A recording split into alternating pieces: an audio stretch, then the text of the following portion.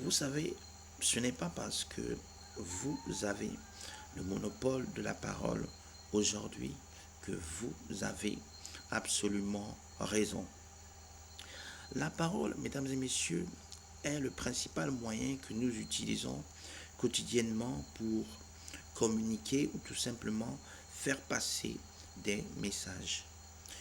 Une parole, mesdames et messieurs, qu'elle soit orale ou écrite, lorsqu'elle est aimable, porte une idée telle une mère qui porterait un enfant, c'est-à-dire avec grâce et délicatesse. En réalité, mesdames et messieurs, chaque mot que nous prononçons et qui est compris par notre ou nos interlocuteurs est comme un rayon de soleil qui nous montre la beauté ou la laideur de tout ce qu'il touche.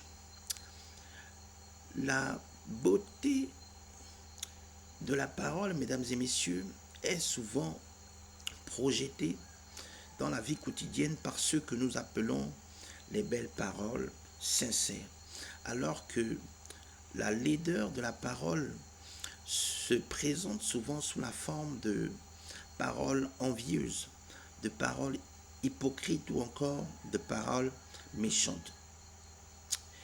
Une parole méchante, mesdames et messieurs, est une parole qui peut vous affecter négativement, c'est-à-dire une parole qui peut vous blesser de l'intérieur, une parole qui peut changer votre bonne nature, une parole qui peut vous tuer à petit feu, ou encore une parole qui peut conduire à votre perte. Par contre, une parole hypocrite, ou les paroles hypocrites sont tout simplement les paroles qui sont dites pour flatter notre ego de manière déplacée ou de manière exagérée.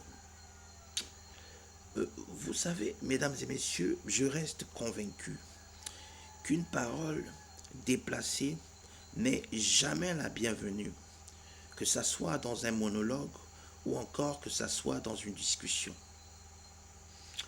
Quant aux paroles exagérées, mesdames et messieurs, elles n'ont d'intérêt que pour les hommes et les femmes adeptes du culte de la personnalité ou encore les partisans de la démagogie en société.